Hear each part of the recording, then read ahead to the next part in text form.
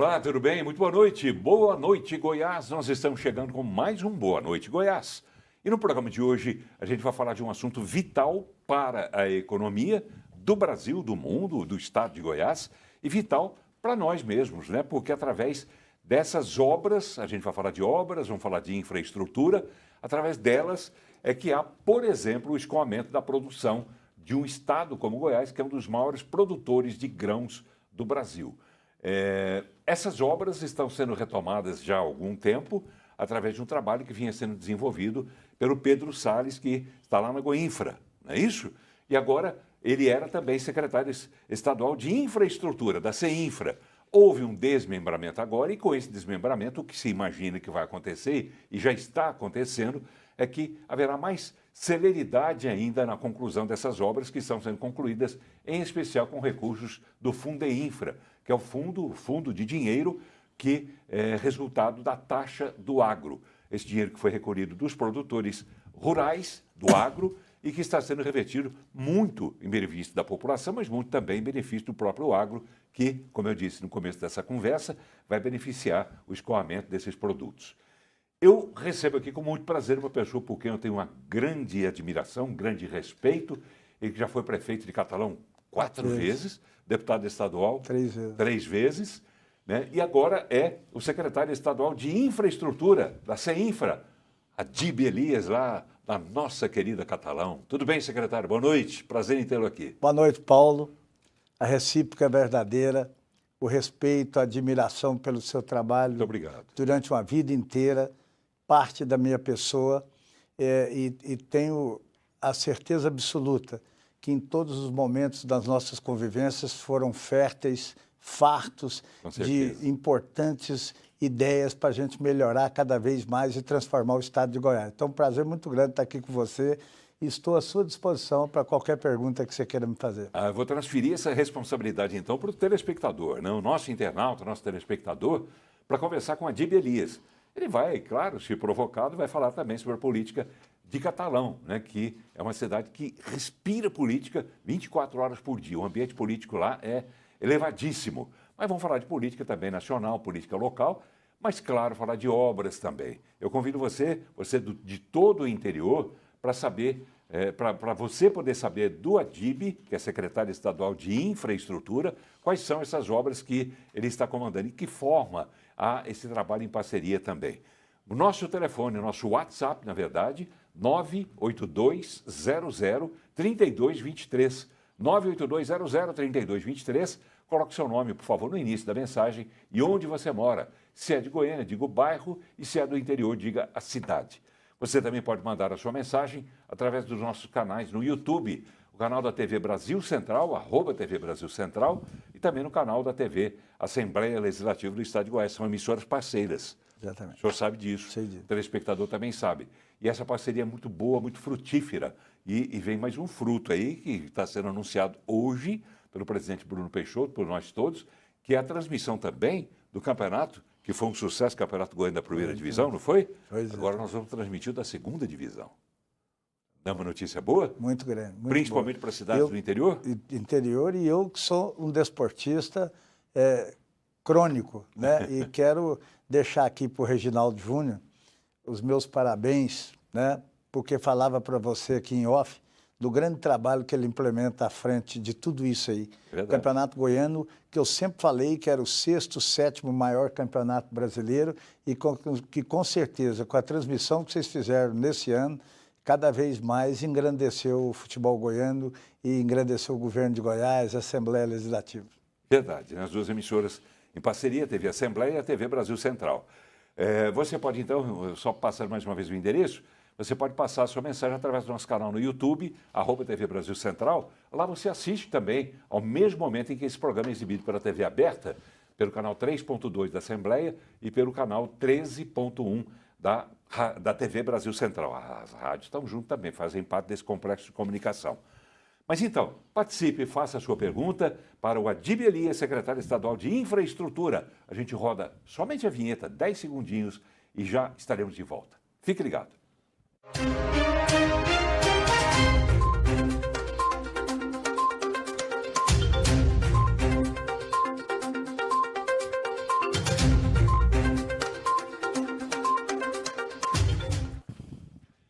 Muito bem, então estamos voltando ao programa de hoje, recebendo o secretário estadual de Infraestrutura, o Adib Elias. Secretário, explica para a gente, até para que eu, inclusive, possa entender melhor, e também alguns telespectadores que talvez ainda não tenham entendido, essa separação que houve Goinfra, CEINFRA, etc. O que resulta dessa separação? Resultados, eu tenho certeza que estão sendo obtidos tanto por você quanto pelo Pedro Salles. Né? E isso é bom porque faz crescer mais ainda essa necessidade de dar ao Estado de Goiás uma infraestrutura maravilhosa. Vamos lá, o que é que houve? O que é que houve nessa separação? Pedro antes comandava as duas secretarias. As duas secretarias. As duas. Problema, e agora? Paulo, o problema é que tanto a Goinfra como a Secretaria de Infraestrutura, Que a CEINFRA? com certeza a CEINFRA, é uma das maiores secretarias do Estado de Goiás. O que acontecia é que o Pedro estava sobrecarregado. E o que acontece de bom hoje é que a relação de mais de 6 anos entre eu, prefeito Adib Elias, e o Pedro Salles foi sempre uma relação muito respeitosa, muito profícua e de uma amizade, inclusive social. Na verdade, pela primeira vez, nós não somos e não considero secretário do governador Ronaldo Caiado. Nós somos auxiliares do governador Ronaldo Caiado. E nessa divisão, pela primeira vez, nós estamos tentando fazer a CEINFRA e a Goinfra uma administração pelo nosso relacionamento pessoal compartilhada. É claro que o Pedro, na Goinfra, ele participa hoje de mecanismos importantes para o asfaltamento da maioria das rodovias, ou de uma grande parte das rodovias do estado de Goiás. Obras importantíssimas, como você já falou, para o escoamento da nossa produtividade. Estado de Goiás, que a cada ano marca um tento importante na produtividade de grãos. E a CEINFRA participa ativamente disso, dos asfaltamentos, e agora nós vamos participar de mais de 400 milhões de investimento do governo do Estado nas cidades de Goiás, né? 200 cidades receberão isso. E as obras, por exemplo, eu vou te dar um exemplo. As obras da primeira-dama, da Gracinha, obras importantes aqui em Goiânia. Do Goiás Social. Do Goiás Social, como, por exemplo, a Casa do Idoso, uma obra no valor de 60 milhões de reais, que nós estamos praticamente jogando para a construção dessa obra. A Casa da Mulher, principalmente as mulheres agredidas, no valor de 11 milhões de reais. Hoje nós já demos a ordem de serviço para fazer todo o saneamento de água e esgoto sanitário na cidade de Monte Alegre, na cidade de Cavalcante, lá no Nordeste goiano, em Teresina de Goiás, para os calungas lá. Sim. Isso são obras importantes, como o Basileu França, que teve, por tanta quantidade de obras que o Pedro tomava conta, por exemplo, lá, e dando uma preferência grande e importante para o Cora, o Basileu França, que nós estamos esperando que, a partir de fevereiro de 2026, nós já possamos entregar uma grande parte dessa obra de 42 milhões de reais, uma obra importantíssima para Goiás, para a cultura de Goiás. Então, vamos fazer o seguinte, me permite? Permito. Por 2 motivos. Primeiro, para a gente ir ilustrando essa conversa nossa. Tá bom. O senhor falou sobre o Basileu, né, que é a Escola do Futuro. Do Futuro. Basileu França. Toledo França. Toledo França. Não é isso? E como o senhor deu esse gancho, eu vou aproveitar o seu gancho para mostrar isso que o senhor deu em pequenos detalhes, para mostrar como é que vai ser essa obra. E ouvir as pessoas que se valem desse centro cultural, dessa Escola do Futuro, que é uma coisa maravilhosa. Fantástico. Eu já pedi à produção para a gente fazer um programa, de repente, inteiro sobre ele, para mostrar, porque dali saíram grandes artistas em várias artes, né? Tem o circo, tem o balé, tem a dança, tem a música, tem tudo. Primeiro por isso. E segundo que eu adoro cultura, né? Você me conhece, assim como seu irmão também, o Marcos Fayad. Marcos Fayad, que era apaixonado em cultura. Então, até em homenagem a ele... E é o criador do Martim Sererê. Do Martim Sererê, do Centro Cultural Martim Sererê, que é municipal. Municipal. Não é isso? Foi na época do Kleber, do Santilo. Do Santilo. O governador Santilo, o Kleber era o secretário de Cultura. Então, em homenagem, então, ao seu irmão, Marcos Fayad, a gente vai falar um pouquinho sobre cultura. Vamos falar sobre obras também, inclusive sobre casas que beneficiam pessoas em estado de vulnerabilidade, mas eu quero abrir com cultura, né? Muito bom para que você conheça um pouco mais sobre essa Escola do Futuro Basileu, França, no setor universitário. Está passando por reformas, como disse aqui o secretário, e a gente vai ver que reformas são essas e qual a expectativa causada nas pessoas que dirigem aquela escola e que se valem daquela escola para aprender cada vez mais as artes. Reportagem do Rafael Mesquita. Vamos ver.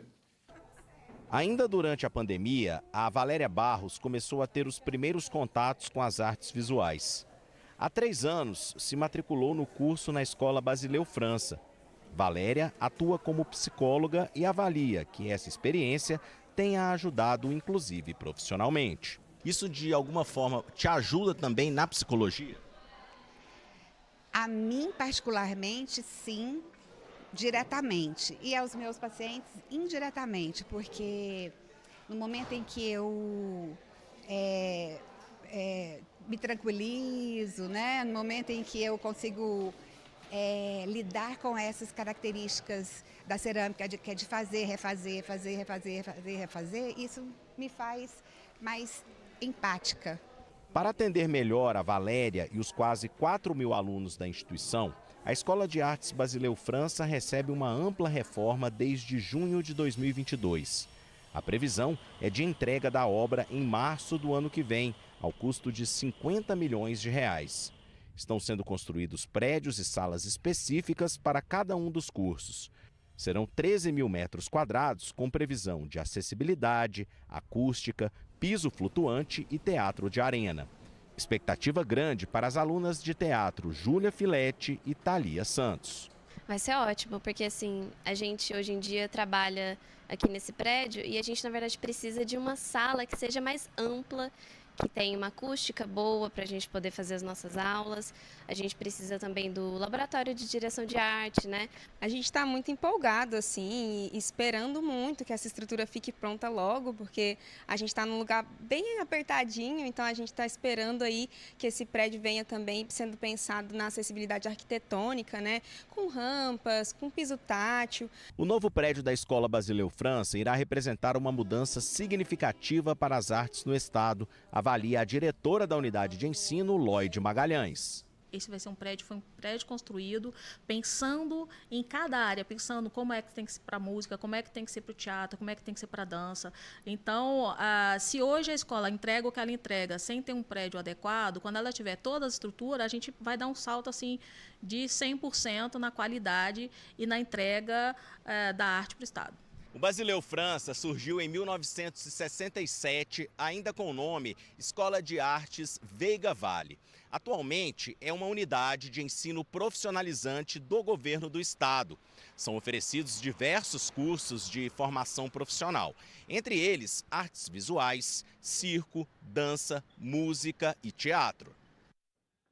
Você que de repente não conhecia alguma coisa sobre o Basileu, agora ficou conhecendo um pouco mais desse centro de difusão cultural, de produção cultural, de fazer cultural, não é? Paulo, essa obra é de uma relevância tão grande e acima de tudo, é uma preocupação da primeira-dama, Gracinha, que nós fizemos reuniões, inclusive, lá na CEINFRA sobre isso.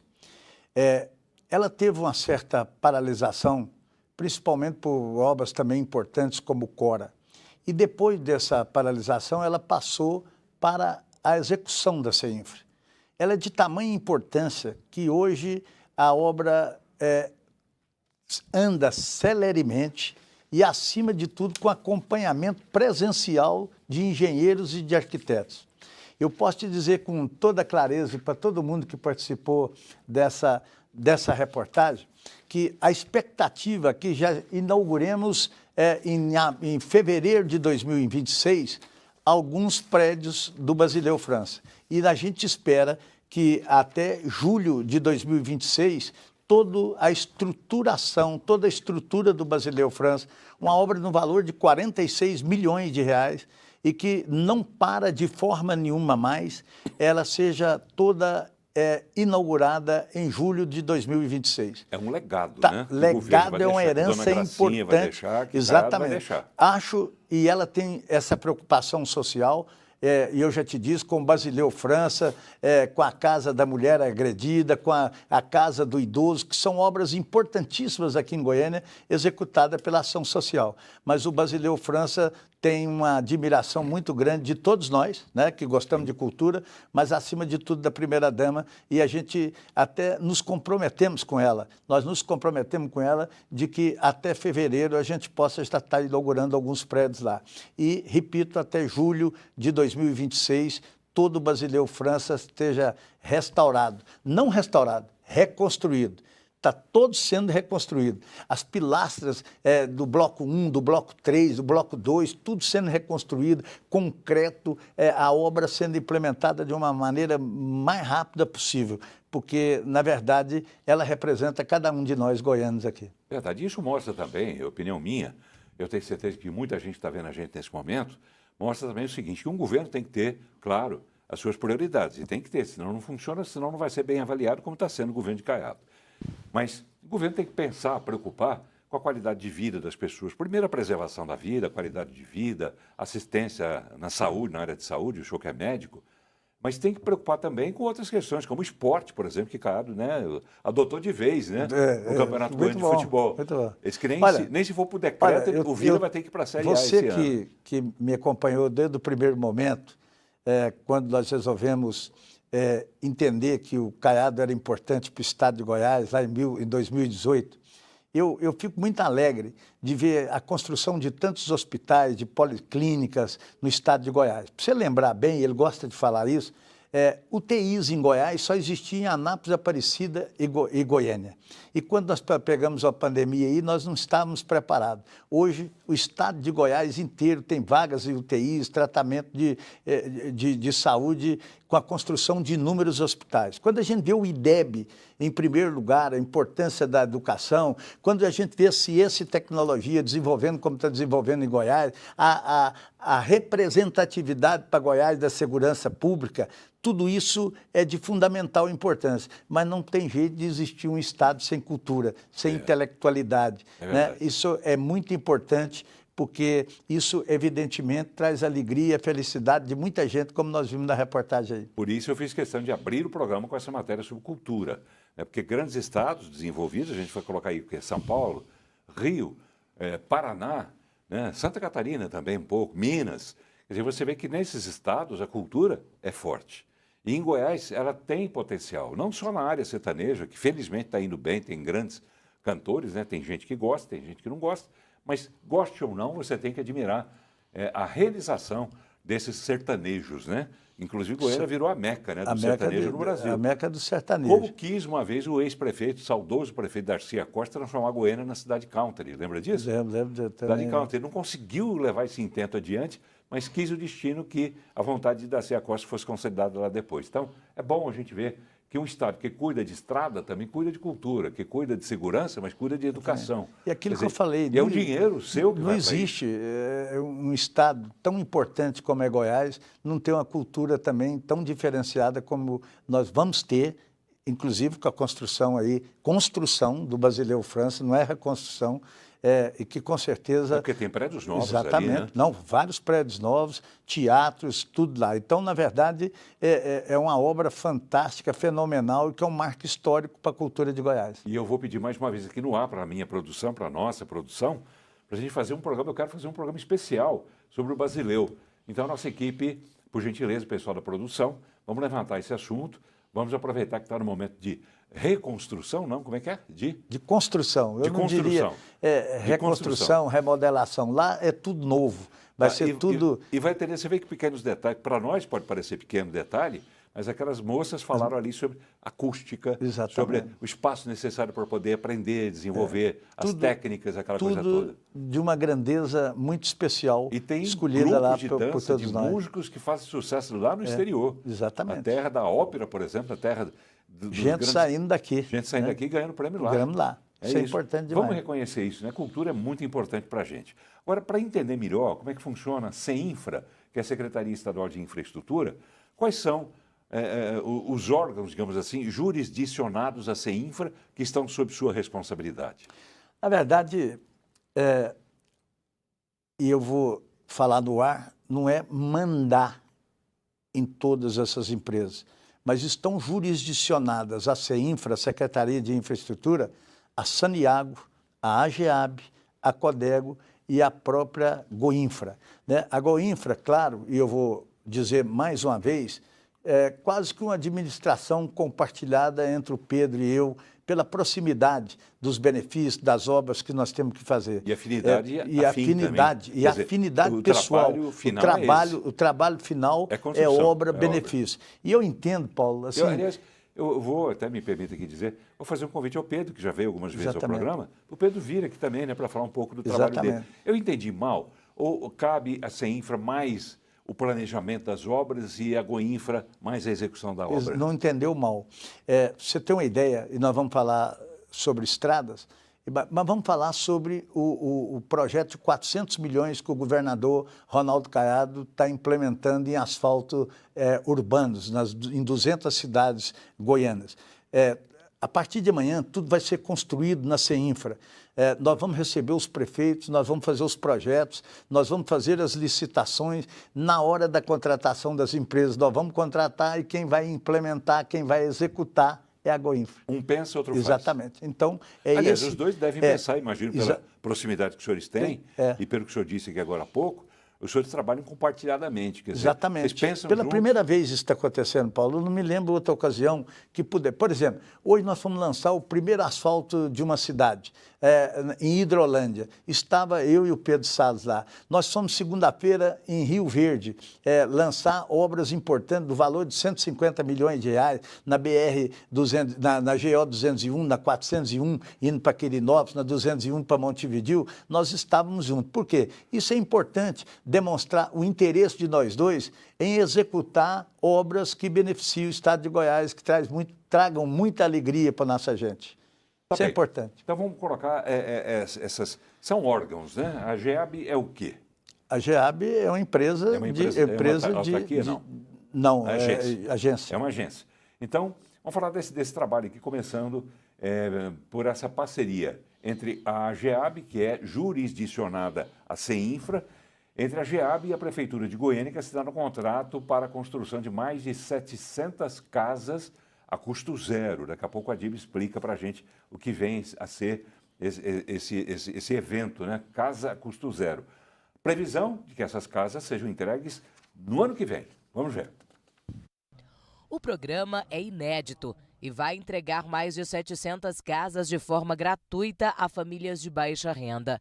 As unidades já começaram a ser construídas na região oeste, em uma área doada pela Prefeitura de Goiânia. Os recursos são do governo federal e estadual, por meio dos programas Minha Casa Minha Vida e Goiás Social. Hoje nós não teremos mutuário, nós teremos beneficiados. São famílias que serão em cadastro aberto, Prefeitura e a GEAB, para que a gente possa juntamente fazer o atendimento dessas famílias que não terão boleto, não terão prestação, não terão pagamento. E é por isso que nós transformamos o Casa a Custo Zero numa realidade, uma grande parceria, Prefeitura, Governo do Estado e Ministério das Cidades. Nós queremos fazer esse tipo de casas aí, pelo menos umas 4 mil ao longo dos próximos anos. Isso faz com que nós vamos colocando pessoas que estão em situação de habitação, debaixo de barraco de lona, disso, daquilo, colocando ela em condição de uma boa moradia. A construção das casas faz parte de uma parceria entre o governo de Goiás e Prefeitura de Goiânia e conta com subsídio do governo federal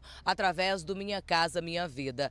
É importante ressaltar que a entrega não faz parte do programa Pra Ter Onde Morar do governo do estado. Na capital, 3 condomínios serão construídos em áreas distintas, situadas na Avenida Argentina Monteiro e Colombina Caiado e Castro, no conjunto Vera Cruz.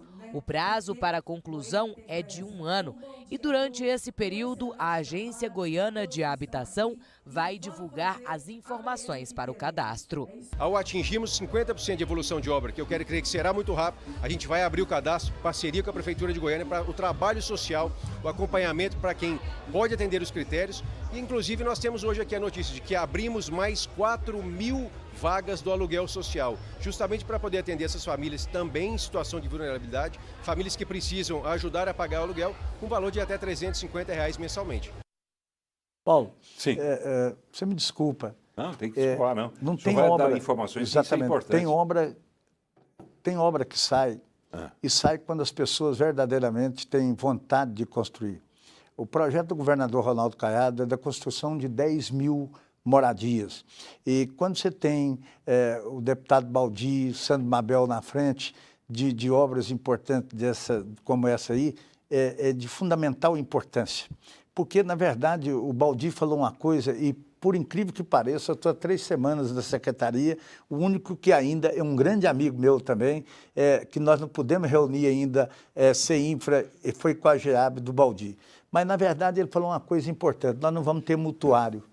As pessoas vão receber a sua moradia, beneficiários vão receber sua moradia e com certeza o benefício sem ter precisão de pagar. O que acontecia antigamente no BNH, né, Banco Nacional de Habitação, que a pessoa não sabia, começava a pagar uma quantidade, depois não sabia quando que ia terminar e o valor que ia terminar, não terminava nunca. Então, isso aí, além dos aluguéis sociais, isso aí é um trabalho árduo, exaustivo do governo do Estado, da Gracinha, da primeira-dama, da CEINFRA, da GEAB e agora do Sandro Mabel, que com certeza entrou muito quente para construir um modelo político e um modelo diferenciado aqui em Goiânia. Então, com certeza, nós vamos fazer muita moradia para o povo de Goiás aqui. É interessante também dizer o seguinte, as pessoas que, de repente, não precisam, porque já têm a própria casa e etc., talvez não percebam, né, a importância que tem esse tipo de moradia. Né? Tanto essa aí que a gente mostrou, quanto a que a gente vai mostrar agora, que vai ser o apartamento social. Exatamente. E para essas pessoas que são beneficiadas por essas casas, apartamentos, isso é o sonho da vida da pessoa.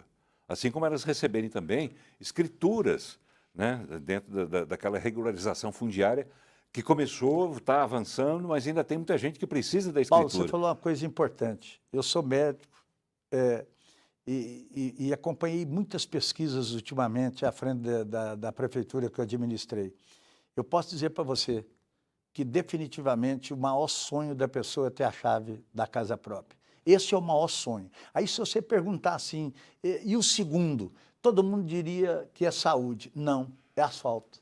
Asfalto? O terceiro, que nas pesquisas saúde que eu também, vi, né? Exatamente, que é saúde. Iris e o terceiro isso. é saúde. Iris falava isso quando ele asfaltava. E o terceiro é saúde. Mas o grande benefício é o cidadão ter a chave própria da sua casa. É o sonho da vida de cada um. E todo mundo tem esse direito pela Constituição Federal e tudo. É uma pena, Paulo, que muitas coisas... nós também temos gente muito importante, tem gente que às vezes faz desse projeto um projeto econômico. As pessoas ganham uma casa, vendem a sua casa e vai buscar outra casa, quase que comercialmente falando. Mas 95%, 99% é para moradia própria, é para o cidadão ter o direito de sua casa própria. Ainda existem esses casos? Existem esses casos ainda, e eu debati muito isso com a Caixa Econômica Federal. Isso existe e teria que haver um mecanismo importante para coibir esse tipo de coisa. Deve ter, porque senão esses vão acabar vivendo às custas desse projeto. Tipo de irregularidade. Vende uma casa num papel de embrulhar pão e bota da gaveta e mora o resto da vida lá. Automaticamente, quando vendeu, sai à procura de um líder político, de um prefeito, de um governador, atrás de outra moradia. Isso aconteceu com o senhor enquanto prefeito? Já aconteceu algumas vezes, eu vi muitas vezes. Inclusive, tem lugares que nós construímos lá 400 casas que, se você for lá um ano depois, das 400, 250 ainda mora lá, o resto já tinham vendido. Então, é sempre bom a gente esclarecer isso, alertar, né? Alertar para que a gente possa coibir esse tipo de processo em moradia aqui em Goiás e no Brasil. Porque tem gente que está precisando, e na medida que entra um atravessador nessa história, essa pessoa pode pegar um dinheirinho ali na hora de vender a casa, a moradia, mas esse dinheirinho acaba e ela fica sem onde morar. Então, essas pessoas têm que se conscientizar e não deixar passar isso pela cabeça. Se é o sonho de todo mundo, realizou o sonho, mantenha o sonho, assegure aquele sonho e não se desfaça dele, não é verdade? E eu posso te dizer que essas 10 mil casas que foram comprometidas pelo governador Ronaldo Caiado, está indo para e passo. No estado de Goiás inteiro, os prefeitos estão arrumando áreas, colocando água, colocando esgoto sanitário, colocando energia elétrica para receber essas moradias lá. Então, o estado de Goiás inteiro está acontecendo e é um grande trabalho do ex-deputado Baldi à frente da GEAB. Então, vamos mostrar o que é que anda acontecendo nesse sentido em Aparecida de Goiânia, né? Onde existe a parceria do Governo do Estado, da Prefeitura de Aparecida de Goiânia e também da Caixa Econômica Federal. Lá serão entregues apartamentos sociais para famílias em situação de vulnerabilidade. Você vai ver a reportagem do Jean Diego Luiz. Vamos ver. A celebração do contrato irá garantir que famílias possam ter mais dignidade de moradia. Já iniciaram as obras, não vão começar não. Não tem custo para o cidadão que vai receber, então, esta unidade habitacional para o seu convívio familiar. Na ocasião, o vice-governador Daniel Vilela adiantou que o governo de Goiás vai abrir oportunidades para empreendedores investirem em mais moradias para a população aparecidense. Na próxima semana estará também abrindo novamente para novas propostas e nós estamos aqui através do nosso superintendente regional da Caixa Econômica fazendo toda a divulgação para aqueles empreendedores que tiverem interesse em, juntamente com o governo do estado, com o subsídio do governo do estado, fazer novos empreendimentos e aumentar aí o número de imóveis que serão disponibilizados para a população aparecidense. A Caixa Econômica Federal vai liberar os recursos à medida em que as obras serão executadas. As 768 moradias devem beneficiar cerca de 3.000 pessoas. 3 condomínios serão construídos no residencial Alto da Boa Vista e um conjunto na Vila Romana. Todas as áreas foram doadas pela Prefeitura. O governo estadual, por meio da AGEAB, também participa da parceria. Nós entramos com quase 30 milhões de reais do governo de Goiás, via AGEAB, para dar essa contraprestação e zerar, boleto zero para as famílias, onde esse inédito momento, onde o governo federal, o governo do estado e a prefeitura de Aparecida se unem para trazer a moradia para as famílias que precisam. A expectativa da prefeitura é de que o edital do sorteio esteja disponível a partir de julho.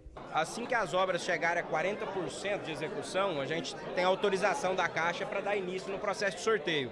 Por hora, o cadastro é permanente, feito lá na sede da Secretaria de Habitação, como também nos mutirões da Prefeitura. Muito bem, está aí. Informações. Secretária Adíbia Elis, que é secretária estadual de Infraestrutura, CEINFRA, as pessoas, esse programa que a gente acabou de mostrar em Aparecida é similar ao que acontece aqui em Goiânia. Só que em Goiânia são casas... Casas, o outro é vertical, são apartamentos, né? Tá. As pessoas, para terem acesso a esse programa inicialmente, como é que elas devem fazer? É pela renda deles, né? É o cadastro único. Cadastro único. E acima de tudo, a gente dizer o contrário, Paulo, eu estaria mentindo. Às vezes, muitas vezes, esse sorteio não beneficia totalmente aqueles que necessitam. Alguns ou poucos recebem alguma doação de moradia, quando outros não são sorteados e que mereceriam muito mais. Mas, na verdade, é um projeto que, com certeza, o governador Ronaldo Caiado vai dar o alcance que ele sempre quis, de 10.000 moradias, como você está vendo em Aparecida, está vendo aqui em Goiânia com São Mabel, né? Então, é importante demais porque, na verdade, é o cumprimento de um compromisso que o governador Ronaldo Caiado fez. Isso se estende também a outras cidades, né? A gente mostrou Goiânia, mostrou Aparecida, mas se estende também a outros municípios do estado de Goiás.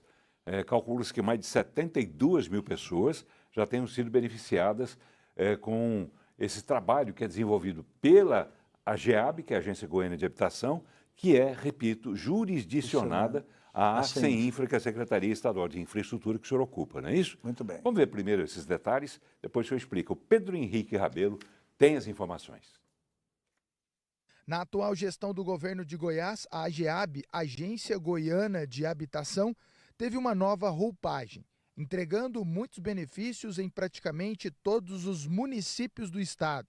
Hoje, com o presidente Alexandre Baldi à frente, o balanço é muito positivo, pois cerca de 72.000 famílias já foram atendidas. Nós passamos a fazer casa a custo zero, casa gratuita, de graça para as famílias, onde mais de 3.000 famílias já receberam casa a custo zero.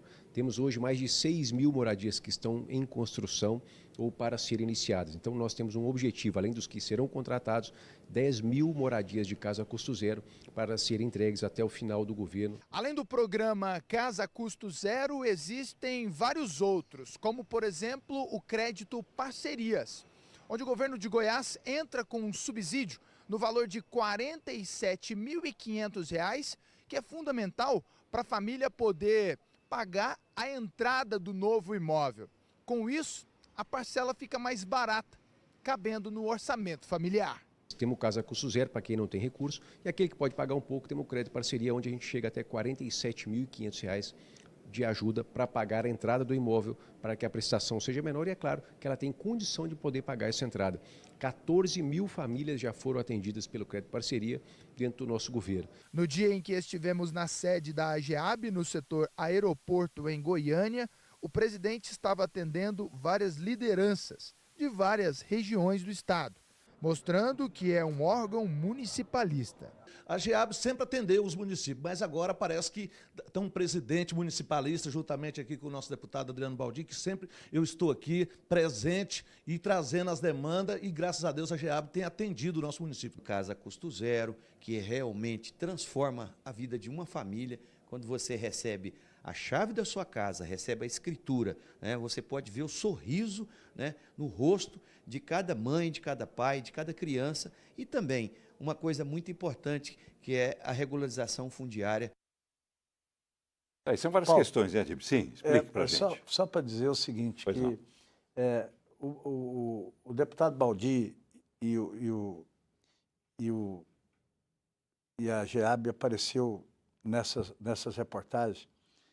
Na verdade, não é só Aparecida, não é só Goiânia, é o interior de Goiás inteiro. Mais de 100 cidades estão em construção ou preparando as suas áreas para a construção de casas, vamos dizer, sociais, aqui em Goiás. Em parceria então, com o governo do Estado. Algumas até, ele falou que não tinha mutuário, mas essa que o governo entra com R$47 mil e a prestação fica pequenininha, acaba que, na verdade, o sujeito está pagando alguma coisinha, mas é uma coisa muito pequena perto do que verdadeiramente pagaria de aluguel. Além de que tem uma quantidade de aluguéis sociais em Goiás que jamais visto no Brasil inteiro. Então, é muito importante o sistema de habitação de Goiás. Tá bem, as pessoas podem procurar informações.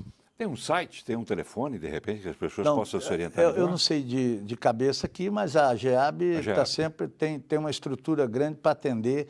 E, na verdade, você mostrou uma reportagem aqui onde números... E o prefeito, se não me engano, porque daqui não dá para ver muito, mas é o prefeito lá do Sudoeste, né? De Santo Antônio, perto de Jataí. Então, são prefeitos que são atendidos como na CEINFRA. Hoje, pela CEINFRA, passaram 10 prefeitos. O que eu sempre digo para eles, Paulo, é que nós não temos horário. Eu fui prefeito e eu sei que é sair da sua cidade para vir aqui resolver uma coisa e não conseguir. Então, sempre digo para eles que se eles vierem a Goiânia para resolver um problema na educação, na saúde, e de repente achar que tem alguma coisa para resolver na CEINFRA, eu não preciso marcar, porque eu fui prefeito, eu sei bem a situação de cada um e nós precisamos dar muito respeito e carinho para essa gente que trabalha muito. Até porque eu acho que a grande universidade da política é a prefeitura. É? É a prefeitura. O senhor aprendeu mais na prefeitura do que como deputado? Eu aprendi muito mais na prefeitura do que como deputado. E tenho certeza absoluta que o Sandro Mabel vai aprender muito mais na prefeitura do que na vida privada. É porque ele está lidando com um problema nós é que cara a cara.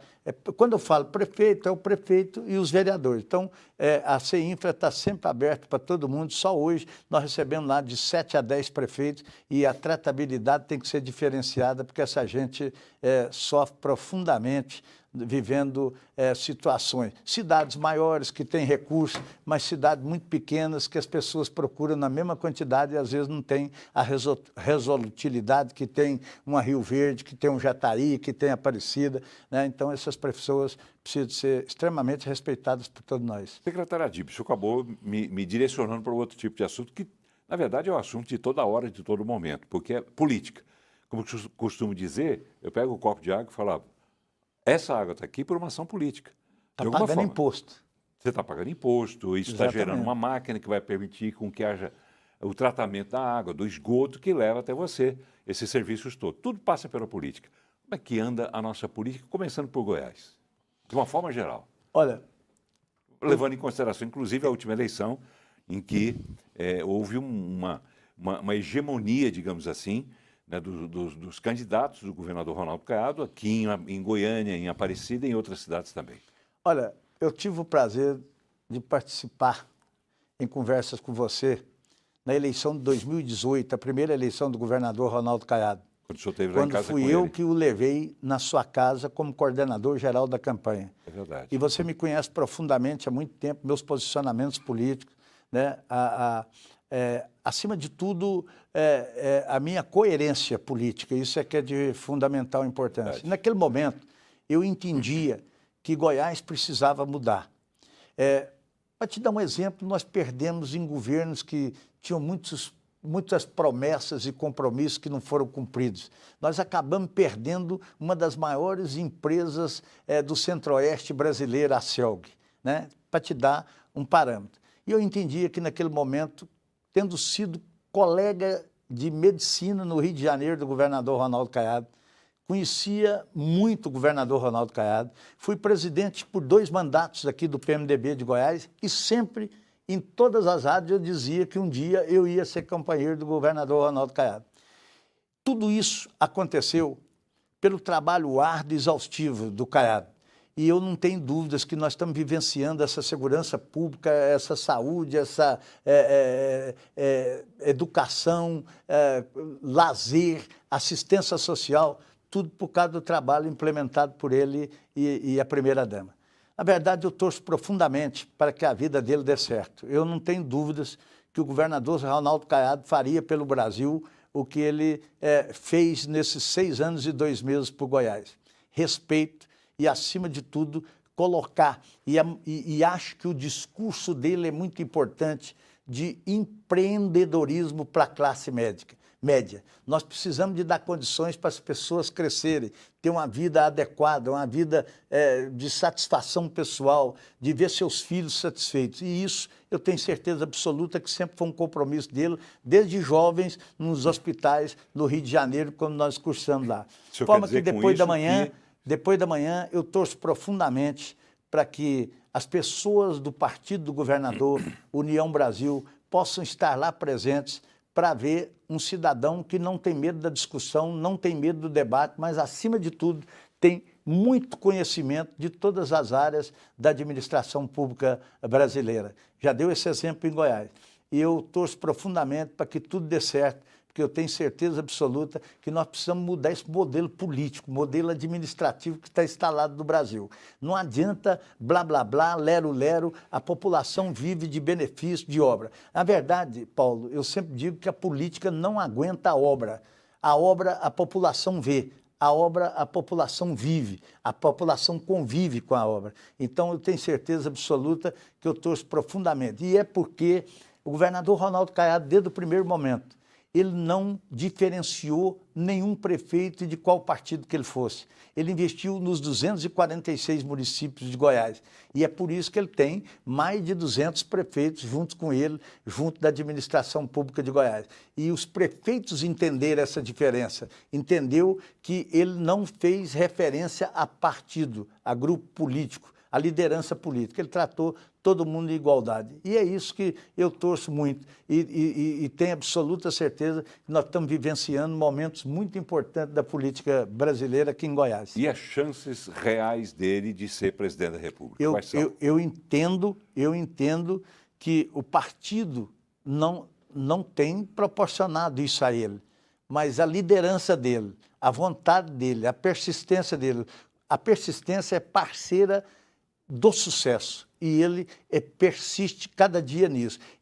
Porque eu vejo muita gente do partido dele dizer, não, se fosse lá na Bahia para receber o título de cidadania, nós iríamos, mas para lançar a candidatura nós não vamos. Mas ele persiste insistentemente em demonstrar aquilo que ele tomou como sabedoria e como aprendizado na vida pública. Eu tenho certeza diria que absoluta. aqueles 3 ministros que hoje estão no governo de Lula são o principal entrave, então? Eu diria isso e diria o partido também, né? Não é fácil a vida partidária brasileira. A vida partidária brasileira prega muita peça em todos nós políticos. E você vê falar muito em reforma tributária, você não vê falar em reforma política, porque não tem o interesse daqueles que já estão lá.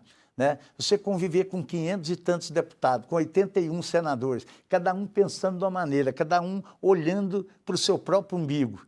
Quando aparece um cidadão, e eu não estou aqui porque eu sou auxiliar do governador Ronaldo Caiado, eu sou, mas não é por isso, é porque eu vivencio política há 30 anos e vejo poucas pessoas qualificadas como governador para poder gerir o país como ele tem condições de fazer. Então, esse lançamento lá em Salvador, que vai acontecer depois de amanhã, o senhor vai para lá, não? Vou lá. Vai lá? Amanhã estarei indo. Então, esse lançamento em Salvador vai acabar sendo um ponto de partida, digamos assim, um ponto importante para decidir se Caiado, com esse lançamento, vai startar realmente essa pretensão dele de ser presidente da República ou não, porque depende, como o senhor disse, do próprio partido. Do próprio partido. E o Caiado é um cara tão coerente. Que o senhor tem? O Rueda, Antônio Rueda, olha, que é o presidente, ele está junto com o Caiado. Eu nunca vi ninguém fazer para um político mais do que o Ronaldo Caiado fez pelo partido dele. Pelo Alcolumbre, pelo Rueda, ele brigou muito com o Bivar para que o Rueda assumisse o partido. E eu espero, sinceramente, em ver depois da manhã lá o presidente do União Brasil, o Rueda, fazendo essa homenagem a um homem que teve a coragem de liderar um processo político, não precocemente, mas de demonstrar que quer ser presidente da República. O Rueda já confirmou a presença? Não sei se confirmou. O que eu vejo muitos falarem é que se fosse lá para receber o título de cidadania, eles iriam. Mas para lançar a candidatura, alguns não querem ir. Até porque muitos já estão comprometidos com o governo que aí está. E eu vi hoje uma coisa do Caiado que eu gosto profundamente. Não quero ser igual a ele, porque acho que ele é muito bom. Mas o ministro do Turismo declarou que o Caiado tinha que ser vice e que o partido deles já estão comprometido com o governo do PT. O Caiado respondeu, eu não estou preocupado com quem está preocupado com o próprio emprego. Entendeu? Então, são essas características que eu gosto profundamente do governador Ronaldo Caiado. Tá bem, vamos esperar então para ver o que acontece nessa sexta-feira lá na Bahia, lá em Salvador. E, claro, trata-se de um fato, né, jornalístico, um fato político, e a gente vai trazer informação para você sobre como terá sido esse evento Paulo, em Salvador. Eu vejo algumas coisas, tem um tempinho, eu vejo algumas coisas que eu não concebo. Nós estamos vivendo numa era cibernética, nós estamos vivendo na modernidade. O cidadão disse assim, mas o governador Ronaldo Caiado não é conhecido no Brasil inteiro. Basta 10 dias, depois dele fazer esse lançamento, basta 10 dias, através da internet, desse lançamento, o governador Ronaldo Caiado estará conhecido no Brasil inteiro. Mas vou abrir um parênteses, ele já é conhecido no Brasil inteiro. Há pouco tempo, o meu filho, que estava num restaurante de São Paulo, viu o Caiado chegar lá, e o Caiado o reconheceu, claro, meu filho que é médico lá, o Caiado ser aplaudido por quem estava lá dentro. Entendeu? Então, são essas coisas que, evidentemente, a gente fica com uma vontade muito grande de poder a população dar oportunidade para esse cidadão governar o Brasil. O Adib, permita chamá-lo de Adib, né? Não, a gente claro, tem uma amizade não que tem. E fica mais informal e respeitoso ao mesmo tempo. Mas essa mudança que houve nos últimos tempos em relação à direita, porque antigamente você falava que era de direita, as pessoas torciam o nariz, achavam que a direita não existia e tal. Os fatos foram acontecendo ao ponto de que a direita, e claro que Bolsonaro tem que ser reconhecido nesse aspecto, né? Ele liderou esse crescimento da direita. Mas a direita hoje tem realmente esse peso todo ao ponto, como você disse, de lá em São Paulo, Caiado, ter sido reconhecido num restaurante e aplaudido, coisa que antigamente não acontecia. Não acontecia. Na verdade, a direita só existe porque em 1989 o Caiado foi, aos 30 e poucos anos de idade, 36 anos de idade, o primeiro que combateu a esquerda e o primeiro candidato a presidente da República. E que debateu com Lula. E que debateu com Lula, e o Lula, num determinado momento, falou, o dia que você passar de 2 dígitos, eu vou te responder. Né? E agora teve a oportunidade, há uns 3 meses atrás, numa reunião de governadores, de ministros, o Caiado fazer todos eles o escutarem falando de segurança pública durante 14 minutos. Na frente de Lula. Na frente do Lula, e o Lula disse, parece que só o Ronaldo Caiado, nós não precisamos fazer reunião, parece que é só ir para Goiás que você vai aprender a fazer segurança pública. E aqui, verdadeiramente, os números indicam que a segurança pública melhorou, não acentuadamente, melhorou profundamente os nossos índices de segurança pública. Então, isso é importante. Agora, você veja quantos hospitais foram construídos, né? Você vê o IDEB nosso em primeiro lugar, a qualidade de ensino que os meninos têm tido nas nossas escolas, né? É robótica, é matemática, é português. Antigamente, e o Caiado dizia isso no começo, os meninos nossos saem da escola, não sabem somar e não sabem português. Mal sabe escrever. Mas sabe escrever. Então, tudo isso, evidentemente, em apenas 6 anos, foi um crescimento, um engrandecimento muito grande para o Estado e nós estamos exemplificando para o Brasil. E Caiado fala aos 4 ventos que, em março, me parece dia 4 de abril, no final de março, ele se desincompatibiliza do governo do Estado e assume Daniel Vilela. Como é que vai ser o Estado de Goiás nas mãos de Daniel Vilela? Olha, eu tenho tranquilidade para falar do Daniel. Eu fui um grande parceiro do Íris, um grande opositor ao governo do PSDB, fui um grande parceiro do Maguito e tive a oportunidade de dar a maior votação na história da minha região lá, Catalão, para o Daniel Vilela em 2010 para deputado federal. No momento que eu defini que nós tínhamos que mudar o rumo para pelo menos apiar aqueles que estavam no governo há mais de 20 anos, sem comprometimento nenhum com a sociedade, na minha opinião. Na minha opinião, não vou dizer que não fizeram nada, o CRER é importante, o VaptVupt é importante, mas é muito pouco perto dos quase 20 anos que ficaram aí. O que eu quero dizer é que, naquela época, quando eu apoiei o Caiado, eu fui expulso do PMDB. O retrato que tinha na entrada do PMDB era do Íris, do Maguito e o meu. E eu fui expulso. Tudo bem. Quando, evidentemente, na política, os arranhões existem, os esbarrões existem, mas você não pode ter ódio, mágoa, rancor, desde que seja para beneficiar a comunidade. Isso é que é importante, o benefício maior. E quando, na verdade, eu voltei agora, há 2 anos atrás, a conversar com o Daniel, a única coisa que eu disse para ele, pegando na mão dele, eu falei assim, eu envelheci, você amadureceu? Ele falou, amadureci, e nós vamos andar juntos. Eu falei, então, vamos esquecer todos os resquícios. E posso te dizer claramente, eu tive a oportunidade de ser candidato a governador em 2006. Não consegui. Não tenho inveja absolutamente de ninguém. Eu quero é que o Estado dê certo. E eu posso te dizer com toda clareza que ele está preparado para substituir o governador Ronaldo Caiado. Até porque essa transição que é planejada, ela está sendo feita com o próprio Daniel, já que o governador disse a mim próprio, no dia do convite para assumir essa secretaria, que se mostrasse uma pesquisa para ele, que ele tivesse 0,01, ele era candidato a presidente da República. Agora, a única coisa que eu vejo é a dificuldade partidária, e eu tenho a coerência do Caiado é tão grande que ele vem do PFL, do DEM, do União Brasil, e eu tenho muita dificuldade de vê-lo sair do União Brasil para ir para qualquer outro partido para ser candidato a presidente. Ele vai ter uma luta hercúlea, extremamente difícil, dentro do partido dele, e com certeza Deus vai mais uma vez botar a mão na cabeça dele e dar toda essa oportunidade para ele ser candidato a presidente da República. Tá bem, ele tem convites, é o que consta, ele tem Exatamente. Convites de vários partidos. Mas eu tenho absoluta certeza, nunca falei isso com ele, mas é só da convivência. Ele tem muita dificuldade dessa mudança partidária, porque essa mudança partidária virou, na opinião da maioria das pessoas, uma negociata muito grande e ele não participa efetivamente de nada disso, nunca participou, nunca tive a oportunidade de sentir que ele pudesse estar fazendo isso. É um cidadão extremamente coerente, culto, intelectualizado. E vou contar uma coisa para você, Paulo. Sim. No Hospital Miguel Couto, do Rio de Janeiro, quando nós fazíamos residência, o mais craque era o Ronaldo Caiado. Então, isso advém de muitos anos, de muitos compromissos que ele tem, determinação, persistência, né? Então, a história dele está construída em cima das atitudes dele. Ok, vamos aguardar, então. Sexta-feira, vai ser às 9 da manhã, Assembleia Legislativa, lá no Salvador. Salvador. Da Bahia, na verdade, né? Do estado da Bahia.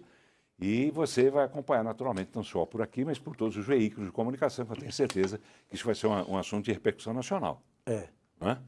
Caiado, enfrentando, botando a cara. Vamos lá, eu até gravei um vídeo dias atrás falando isso, que se a direita não entender que o adversário dela não é a própria direita, ela vai sucumbir e a esquerda vai continuar ganhando. E você falou isso, eu queria te responder. Eu também, como ele, coerente, eu não tenho direita e não sou de esquerda. Quando eu era jovem, estudante, você sempre tem aquele lado do cara que é esquerdista, Luiz Carlos Prestes, aquela coisa toda. Mas, na verdade, hoje eu entendo que esse negócio de direita e esquerda está atrapalhando muito o desenvolvimento do país. Sim, e precisava acabar com isso. Eu fui prefeito de uma cidadezinha grande, de uma cidadezinha, no bom sentido, grande, para não falar que Catalão é a 5ª maior cidade do estado de Goiás, mas, acima de tudo, eu convivi com as dificuldades que vive as prefeituras, que vive o povo, que essa briga que não traz nenhuma benesse, nenhum benefício para a população.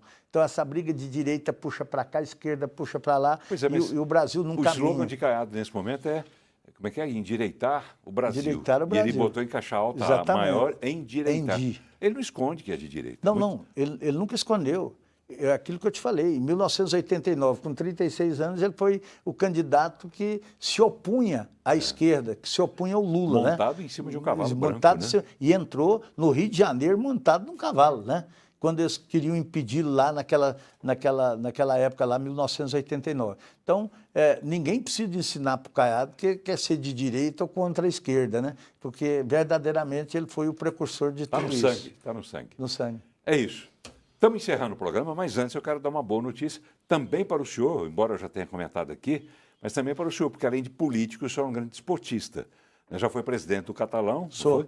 Do Catalão. Tem agora o Abecate, né, que é vizinho ali. De ouvidor. Tem rivalidade ali? Não, é tudo amigo, tudo companheiro político, inclusive, o prefeito conosco, todo mundo lá. E é uma cidade a 14 quilômetros, uma cidade belíssima, de um povo fantástico, e é importante ter a Abecate lá. E a Abecate, que todo mundo achou que ia entrar e descer, fez um papel preponderante, se classificando, inclusive, para a Série D do Campeonato Brasileiro. Então, parabéns, pessoal de muito ouvidor importante isso. e É de uma pena Catalão. que Goianésia, né, não teve essa felicidade esse ano, uma cidade extremamente importante do nosso Vale do São Patrício, né? E com certeza o ano que vem estará aí. Agora, mandar mais uma vez para o Júnior, o Reginaldo Júnior. Esse cara é o cara. O que ele fez na TV Brasil Central, junto com vocês, da TV Assembleia, ele transformou o Campeonato Goiano esse ano. Ficou melhor, né? Ficou? E o governador, e o Daniel já é desportista como eu, mas o governador acabou se declarando, inclusive, torcedor do Vila Nova. Isso é importante. E eu posso do Anápolis, e eu posso dizer uma coisa para você sobre futebol. Se eu fosse governador, eu investiria muito nos clubes goianos, porque nada projeta um estado ou uma cidade mais rápido, mais celeremente e mais barato do que o esporte, o futebol. Basta dizer que há mais de 30 anos o Banco do Brasil patrocina o vôlei brasileiro. É porque é lucrativo. É porque dá leva dinheiro, o nome, dá visibilidade. Então, isso é importante demais. E dá credibilidade também. Porque quando o time vai bem também, isso é importante. Né? Quando o time vai bem, todo mundo vai bem. Mas parabenizar o Reginaldo Júnior, nosso amigo, né? Isso. E com certeza fez um brilhante trabalho. E no grupo do governador eu vi quantos e quantos elogios ele recebeu pela transmissão, que teve o dobro de adeptos maior do que Botafogo e Palmeiras, Campeonato Brasileiro. Olha aí. Ele teve o dobro de assistentes lá. Então, não vou falar de números aqui, mas na televisão também. E se somar a televisão com as várias plataformas, como, por exemplo, o aplicativo Deputados Aqui, os canais no YouTube da TV Brasil Central, da TV Assembleia e tudo mais, a audiência foi lá em cima, como a Brasil Central nunca experimentou, como a TV Assembleia nunca experimentou. Resultado é sucesso. E com base, inclusive, nesse sucesso, o pessoal está empolgado, e eu vou colocar aqui para a gente assistir juntos um vídeo que foi postado agora há pouco pelo presidente Bruno Peixoto, da Assembleia Legislativa. Estávamos todos lá. O Bruno, o Reginaldo Júnior, eu, Rafael Vasconcelos, que era daqui, foi para lá, mas continua como se fosse aqui. Grande repórter. É uma grande equipe. e a Thaís Freitas, que também vai apresentar essa nova atração que nós vamos oferecer para você, que é o Campeonato Goiano da 2ª Divisão. Vamos prestigiar também os clubes do interior, mais ainda do que já foram prestigiados na Série A. Vamos ver uma síntese nesse convite capitaneado pelo presidente, que o senhor conhece bem, Bruno Peixoto. Vamos ver. E, gente, novidade. A TV Assembleia Legislativa, em parceria com a TV Brasil Central, APP Deputados Aqui, a partir do dia 21 de maio, estaremos transmitindo os jogos da 2ª Divisão do Campeonato Goiano ao vivo para você. É isso mesmo, Thaís? É isso mesmo. Ó, depois do sucesso da 1ª Divisão, vem aí a 2ª, e a gente vai levar tudo em primeira mão para você. Começa agora em maio, você não pode perder, né, Rafael? É isso aí, um grande campeonato, cobertura de Copa do Mundo. Pra gente é muito importante esse campeonato goiano da 2ª Divisão. Pode ter certeza. Paulo Berg, estamos preparados? Preparadíssimos, presidente, como estivemos para transmitir a Série A. E a Série B tem um fator emocional muito grande, né? No interior, os clubes do interior principalmente, tem uma rivalidade muito grande que a TV Brasil Central e a TV Assembleia Legislativa vão mostrar para você. Junão, tudo pronto? Presidente, parabéns, obrigado pela força. Em nome do governador Ronaldo Caiado, do nosso vice-governador Daniel Vilela, nós estamos juntos para fazer a maior cobertura e a maior transmissão da história do Campeonato Goiano da 2ª Divisão. E olha só as cidades. Alô Centro-Oeste, SAF, Anapolina, Tupi-Jussara, Rio Verde, Borá, Morrinhos e Grêmio Anápolis. Fiquem ligados que a sua cidade vai aparecer aqui. É isso aí, vem com a gente. 2ª Divisão, Campeonato Goiano, é conosco. Paulo. Sim? Paulo, a Thaís, no final, falou o que eu queria falar. Que é? Se olha a grandeza desse campeonato da 2ª Divisão, cidades como Anápolis, Iporá, Grêmio Anápolis, que foi campeão recentemente. Exatamente, há 3, 4 anos atrás. O Grêmio Anápolis foi uma Anapolina. Anapolina. Né? Que a Anapolina, na Anapolina verdade... da Juliana Junqueira, exatamente. que é a Anapolina. E a Anapolina, também, na verdade, tá é o time da grande torcida de Anápolis. Não é o Anápolis, é a chata, é a Anapolina. Você vê a possibilidade aí de Jaraguá, né, cidades importantíssimas, né, que vão participar dessa 2ª Divisão. E, repito, é a maneira mais rápida de projetar uma cidade através do esporte. Legal. Tomara que a gente consiga atingir você, telespectador, você internauta, né, que mesmo não sendo, de repente, nascido em uma dessas cidades, que tem algum tipo de simpatia pelo clube daquelas cidades, ou que você goste simplesmente do futebol e entenda que a gente, através desse trabalho, Adib, que a gente está fazendo aqui na Assembleia Legislativa e na TV Brasil Central, a gente está recuperando esse prestígio todo do futebol goiano, através desse trabalho que é feito pelas emissoras, mas que começou lá atrás com o governador Ronaldo Caiado e começou com o Daniel Vilela. O Daniel foi o primeiro que chegou e falou, é uma boa, vamos transmitir. O Júnior comprou no ato a ideia, o governador abraçou e pronto. Aí veio o Bruno Peixoto, falou, quero estar junto e está junto. E isso é maravilhoso, essa união em prol de um esporte. Elogiar muito o Daniel Vilela nesse processo licitatório do Serra Dourada. Isso é uma coisa fantástica. O Serra Dourada já foi o estádio mais bonito do Brasil e foi inaugurado aí em 1975, né, pelo então governador Leonino Caiado. E com certeza, primo do Ronaldo, e com certeza esse processo licitatório vai transformar e fazer do Serra Dourada novamente um dos estádios mais bonitos do Brasil. É importante, né? Porque os clubes ultimamente andam mandando seus jogos. Estádios pequenos, né? De 8 mil, arenas, 10 mil. Eu não entendo como é que esses clubes, eu já falei isso dezenas de vezes, mas eu vou falar mais uma vez. A hora que abriu o campeonato foi 40 mil pessoas. Pois é.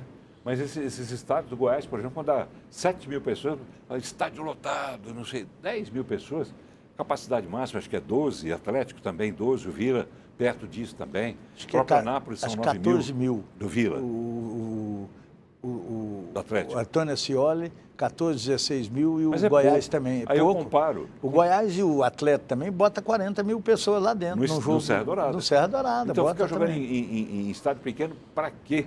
Para quê? Isso vai diminuindo o número de torcedores, vai diminuindo a qualidade do nosso futebol, porque os grandes jogadores, quando consultados, certamente devem pensar, eu vou jogar lá para jogar estádio de 10 mil. Não vão. Né? E eu sempre comparo, ainda que mal comparando, com o estádio municipal que tem na minha cidade, lá do interior de São Paulo, que é Bebedouro, está na 4ª divisão do Campeonato Paulista, lá são 5 divisões, e tem um estádio para 15.300 pessoas, uma cidade com 70, 80 mil pessoas. Eu fico torcendo para que isso acontecesse aqui na mesma proporção. Uma capital com 1,5 milhão de habitantes tivesse um estádio maior. Adib Elias, secretário estadual de Infraestrutura, foi um prazer revê-lo, prazer recebê-lo, sucesso nessa empreitada aí. Muito obrigado, Paulo. A recíproca é extremamente verdadeira. Obrigado. Tenho um respeito, admiração, um carinho muito grande por você, pela sua história também, pelo legado que você deixa para todos nós aí. Você não vai morrer agora, vai demorar mais uns 30, 40 anos. Não sei, já estão me chamando de lenda, sabia? Não, lenda não. Esse trabalho que você implementa aí há mais de 30, 40 anos para o Goiás, que é um trabalho... 50 anos. Em maio, agora dia 12 de maio, 50 anos de então, TV, importante fora o resto demais. de E eu rádio estou na secretaria esperando uma hora para você ir pagar a visita que eu fiz da tua casa há 6 anos atrás. Verdade. Você pagar, porque você vai valorizar a secretaria para tomar um café comigo lá. E eu estou sempre à sua disposição para qualquer pergunta, para qualquer vez que você quiser me trazer aqui, para a gente falar da infraestrutura de Goiás. Muito obrigado a todos, um abraço a todos os nossos telespectadores. Telespectadores, internautas, eu vou encerrar com uma aqui, do Wilson Costa. Primeira Valdinéia Furquim. Boa noite, meus queridos. Falo aqui do Vale do Ribeira, em São Paulo, na cidade de Iporanga. Iporanga não é a cidade da nossa Danusa? Danusa Azevedo? Eu acho que é, no interior de São Paulo, e do Marquinhos também, que chegou para reforçar nossa equipe na Assembleia. Então, um abraço para a senhora. Diz que está no Parque Estadual Turístico do Alto Ribeira, lá no interior de São Paulo.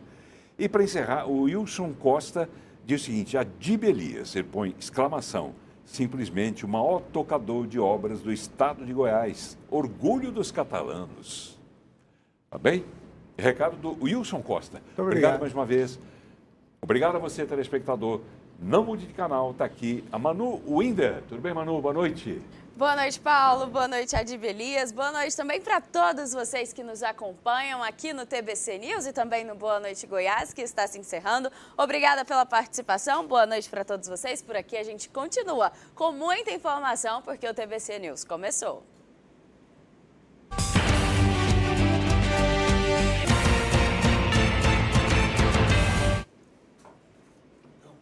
E eu quero começar te convidando para participar com a gente através das nossas redes sociais. Tem o nosso Instagram, @TV Brasil Central e @ManuWinder_. E tem também nosso YouTube, youtube.com/TV Brasil Central. Lá você manda a sua mensagem, participa aqui no nosso chat de interação com a sua mensagem que eu vou conversando com todos vocês durante o nosso jornal. E tem também o nosso WhatsApp, 629-9109-5099. É o nosso telefone para você mandar a sua sugestão de pauta. Mas vamos às notícias de hoje? Quero começar te contando que a Delegacia Estadual de Repreensão a Crimes Rurais recuperou um caminhão de um perfuratriz, que haviam sido alugados por um dos investigados e que foram dados como garantia de pagamento de uma dívida no estado do Pará. Nós vamos entender melhor essa história com o repórter Túlio Isaac Filho. Olha, um maquinário que foi alugado teve o seu destino como Pará, só que nas mãos de terceiros, justamente como uma garantia para a quitação de uma dívida, garantia para o pagamento de uma dívida que nada tinha a ver com a empresa que saiu esse maquinário, tudo avaliado aí em R$400 mil. Doutor Tales, tudo começou com o aluguel dessas máquinas. Foi daí todo o start? A vítima, que é um empresário que atua no ramo de perfuração de poços artesianos, procurou a delegacia relatando que alugou esses bens, né, de alto valor, um caminhão e uma perfuratriz ao indivíduo. E esse indivíduo, por sua vez, sem a autorização do empresário, cedeu esses bens a terceiros, né? E o empresário tentou reaver amigavelmente esses bens e não houve nenhum tipo de acordo.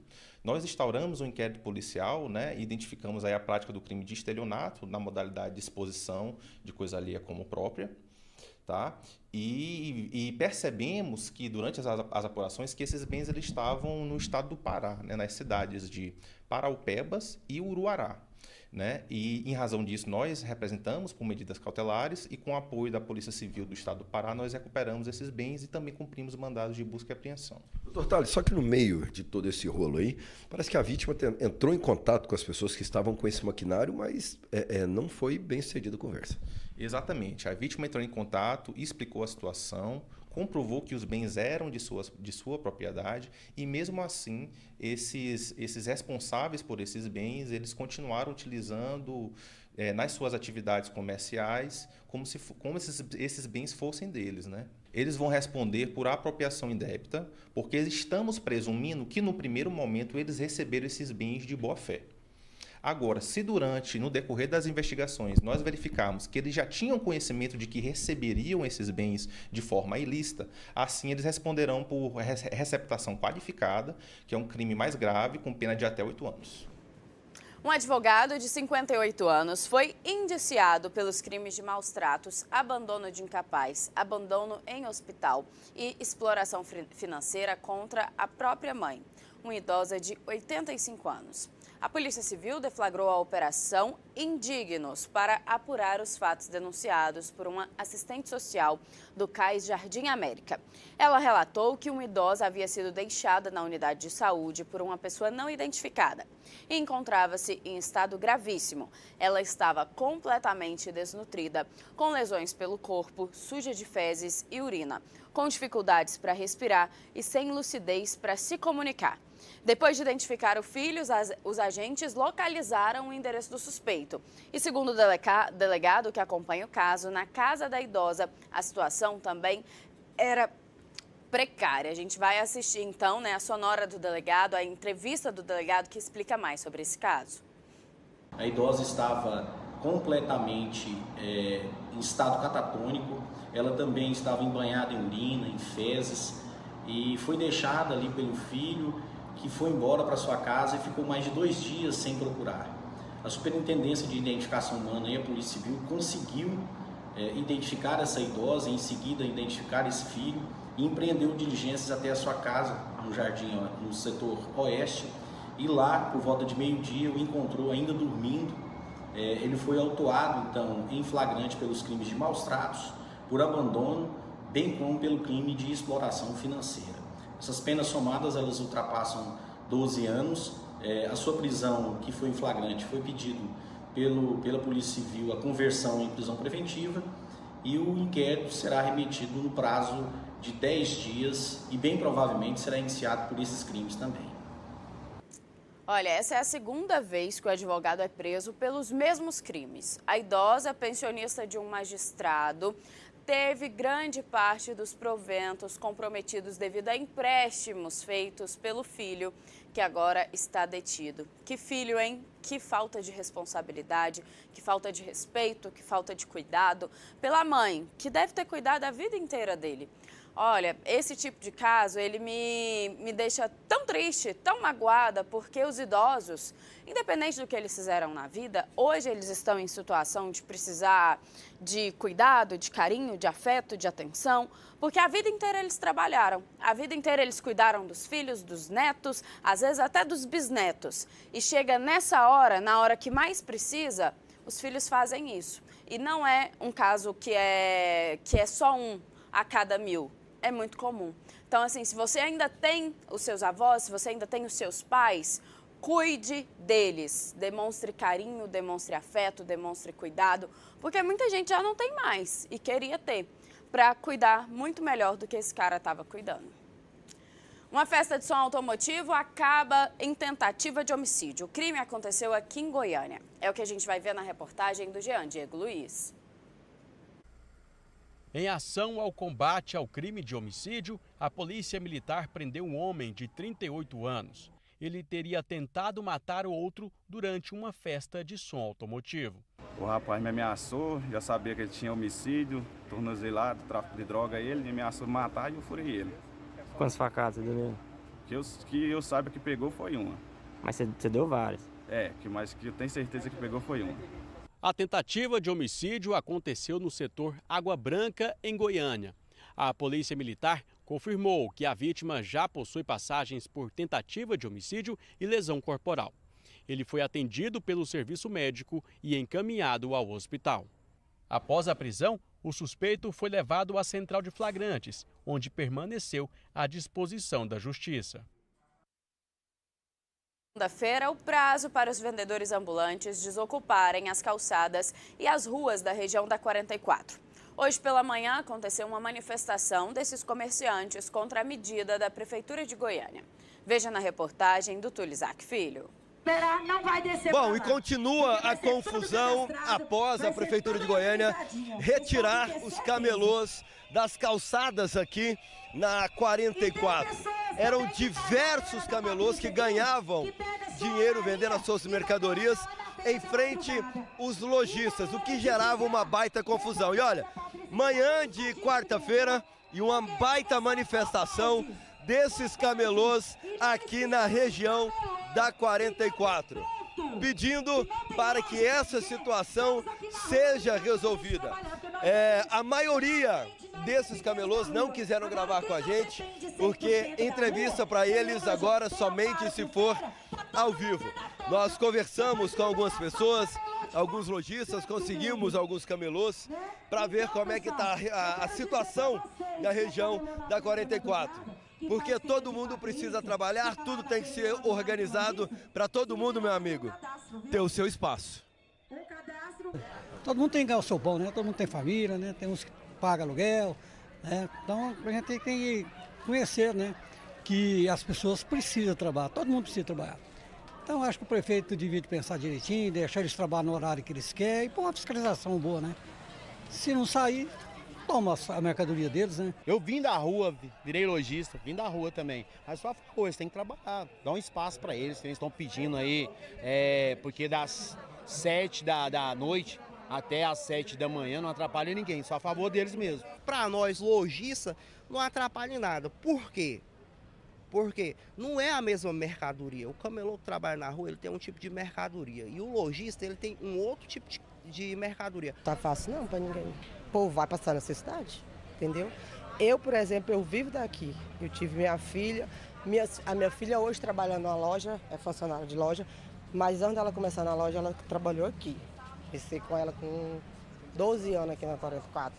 Tive minha outra filha, criei aqui. Então tá muito difícil, viu? O consultor da Secretaria Municipal de Gestão de Negócios e Parcerias, Flávio Rassi, esteve hoje no Jornal Brasil Central e falou sobre a questão.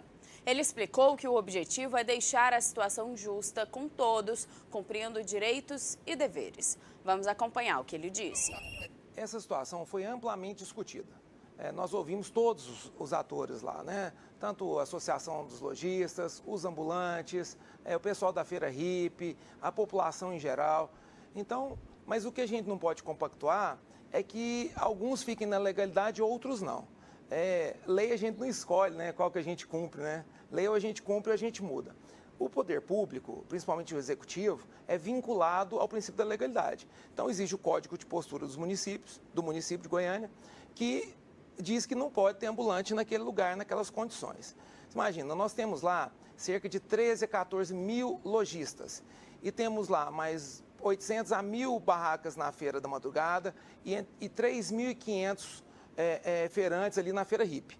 Então, olha o tanto de gente que está lá ganhando sustento, trabalhando de forma legal, cumprindo as regras. Então, nós não podemos deixar que uma parcela pequena tenha privilégio sobre a maioria. Não dá para fazer isso.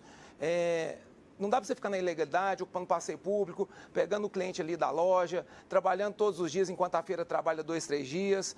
Então, não dá. Tem que ser justo. E tem que ser justo, para ser justo tem que ser com todo mundo. Não dá para a gente ter lá uma parcela tendo alguma vantagem, descumprindo a lei, e isso prejudica todo mundo.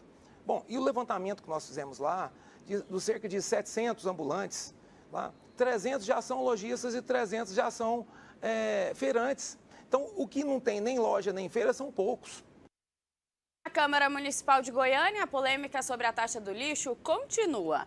Enquanto a Prefeitura espera ter a lei em vigor até metade do ano, as várias opiniões sobre a proposta mostram que a aprovação pode demorar. Quem conta pra gente é o Rafael Mesquita. Tem vereador que defende que um novo projeto sobre a taxa do lixo seja encaminhado à Câmara Municipal para que adequações sejam feitas. Outros acreditam que a cobrança não é necessária. O parlamentar Cabo Sena considera que a aprovação do projeto pela Casa no ano passado foi um erro. Eu votei contra a taxa do lixo, por entender que a Comurg, junto com a Limpagim, é capaz de fazer a limpeza da cidade. Então na minha opinião, não tem motivo de fazer novas taxas para a população pagar, né? Acredito sim, foi um erro, tanto no ano passado quanto nesse ano. A pedido da vereadora Ava Santiago, o PSDB entrou com uma ação direta de inconstitucionalidade solicitando a suspensão da cobrança na capital. A parlamentar está confiante na decisão da Justiça. Dificilmente o Tribunal de Justiça iria contra o parecer do Ministério Público nesse caso, porque está muito bem embasado. Então, a última consulta era o Ministério Público, todo mundo que tinha que se manifestar no processo já se manifestou e agora o Tribunal de Justiça precisa julgar. Porque a tramitação da taxa do lixo, me perdoem o juridiquês, mas ela feriu todas as etapas do processo legislativo. Não houve um estudo de impacto, nem uma fórmula de cálculo, nada disso constava no projeto. Mas o líder do prefeito na Câmara, Igor Franco, afirma que a taxa é necessária para regularizar o serviço em Goiânia. Segundo ele, a prefeitura não irá desistir da cobrança. Um projeto que é necessário para a cidade de Goiânia, infelizmente é necessário para a cidade de Goiânia, devido ao grande deficiência financeira que está passando a Prefeitura de Goiânia. Polêmicas à parte, o secretário municipal da Fazenda, Valdivino de Oliveira, já manifestou que a intenção é iniciar a cobrança em junho. A expectativa é de arrecadação de 300 milhões de reais por ano. Para definir o valor da cobrança, será levado em consideração a categoria e o tamanho do imóvel. O goiano, por intermédio da Empresa Estadual de Processamento de Dados de Goiás, fez convênio com a Prefeitura de Goiânia para dar a escritura a moradores da Vila Mutirão, no setor Fim Social e Vila São Carlos. O repórter Vitor Silva tem as informações para a gente.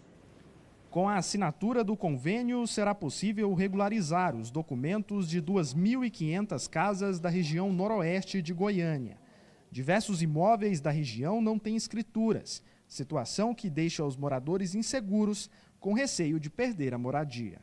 O Felisberto é morador do setor São Carlos. Ele conta que agora está mais aliviado, com a possibilidade de ter a escritura da casa própria. A primeira coisa que a pessoa pede lá para nos conceder algum crédito é o documento, né, como é que fala, escritura, habites, se quiser financiar alguma coisa sempre fica com dificuldade. A parceria foi firmada com a Empresa Estadual de Processamento de Dados de Goiás, a Prodago. O objetivo é viabilizar a regularização e a emissão das escrituras dos imóveis. Nós queremos regularizar 40 mil imóveis em Goiânia. São 1.000 imóveis por mês que nós temos que regularizar. Esses 2.500, eles ajudam muito, porque nós temos aí um braço de buscar documentação, de fazer a regularização, de dar mais velocidade. E a Prodago faz esse convênio porque ela já andou com a parte mais difícil também, que é regularizar o próprio lote. A parte técnica foi feita de topografia, de engenharia, de projeto arquitetônico, de aprovação, a documentação jurídica. Agora a gente precisa ver que se de fato quem está lá é quem tem direito, e para isso a gente precisa de um trabalho que é árduo, que é porta em porta, sabe, fazer o estudo, o levantamento social, econômico, saber se eles têm documentação, qual foi a origem daquilo, comprovação da posse, está lá há quanto tempo, como que ele comprova isso. O Estado de Goiás, através da Prodago, tem vários imóveis ali que foram doados no início da década de 80 ainda, Vila Mutirão, Fim Social, Bairro São Carlos, Jardim Primavera, então, e esses imóveis, muitas famílias, tem mais ou menos 2.500 famílias que até hoje ainda não possuem escritura desses imóveis, né? Elas estão morando, elas possuem a posse, mas se elas precisarem vender, não conseguem registrar isso em cartório, não conseguem financiar para aumentar. Então a ideia é regularizar para atingir mesmo essa população que não tinha esse documento do imóvel. O IPASGO vai retomar a cobrança da coparticipação dos seus usuários. Após um período em que esses valores não foram cobrados, esses valores acumulados poderão ser pagos de forma parcelada. Para sabermos mais sobre esse assunto, nós vamos conferir a reportagem do Vitor Silva. Para quem não entende, o IPASGO, ele é o plano de saúde dos servidores aqui do estado de Goiás. E então, essa coparticipação é cobrada assim que você efetua uma consulta ou então um exame. Quem vai explicar melhor isso para a gente agora é o repórter Vitor Silva. O IPASGO Saúde vai retomar o envio de coparticipações dos beneficiários do estado.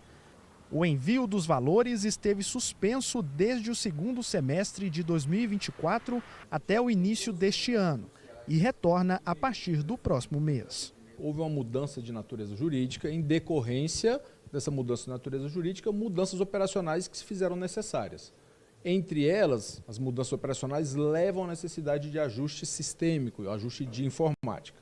Esse processo não ocorreu da maneira que todos à época gostariam, de tal forma que gerou algum nível de insegurança na continuidade das cobranças das coparticipações, porque poderíamos, o PASGO, realizar alguma cobrança indevida. Segundo o presidente do órgão, a partir do dia 5 de maio, o extrato referente ao saldo devedor será disponibilizado. Caso o beneficiário escolha o pagamento parcelado, a primeira parcela poderá ser paga até o dia 15 de maio. O mesmo serve para pagamento à vista. De início, tanto o pagamento parcelado quanto à vista poderão ser feitos apenas via boleto. A partir do mês de junho, o vencimento passa a ser todo dia 10 e de acordo com a forma escolhida pelo beneficiário. Vai ser já disponibilizados os extratos nesta sexta-feira, a partir das 18 horas, daquilo que foi faturado em fevereiro. E aí nós entramos mês a mês, fatura no mês, 2 meses para até o pagamento. Então isso vai ser o funcionamento ordinário daqui para frente. Então nós retomamos o funcionamento normal da cobrança das coparticipações. E aí na sequência, para maio, nós teremos o equacionamento desses saldos remanescentes. Segundo o Bruno Magalhães, o saldo total será dividido em um determinado número de parcelas. Para coparticipações de até R$ 500, serão 5 parcelas. Entre R$ 500 e R$ 5.000, até 10 parcelas. De R$ 5.000 a R$ 10.000, 18 parcelas. Já acima de R$ 10.000, o valor poderá ser dividido em até 24 vezes, sem juros e sem correção monetária. O presidente do IPASGO ressalta também sobre a mudança na forma de cobrança dos procedimentos. Antes, era necessário pagar antes da realização de qualquer serviço. Agora, o paciente deverá pagar apenas após a conclusão. O que nós estamos fazendo é, primeiro, uma vez autorizado, o beneficiário não precisa se preocupar em ter o dinheiro à vista para fazer o seu procedimento de saúde. Ele faz o seu procedimento, no momento em que vier a fatura do médico, nós vamos conferir se o procedimento foi feito e só então cobrar a coparticipação dele. Para dúvidas, os beneficiários têm à disposição uma central de ajuda, através do telefone 0800 062 1919. TVC News fica por aqui. Amanhã tem muito mais a partir das 8h30 da noite. Tchau, tchau.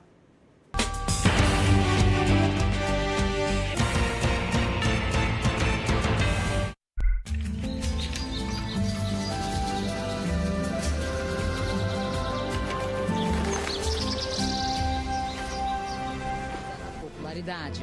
Pesquisa Genial Quest aponta que 56% da população desaprova a gestão, mesmo após anúncios como consignado do setor privado.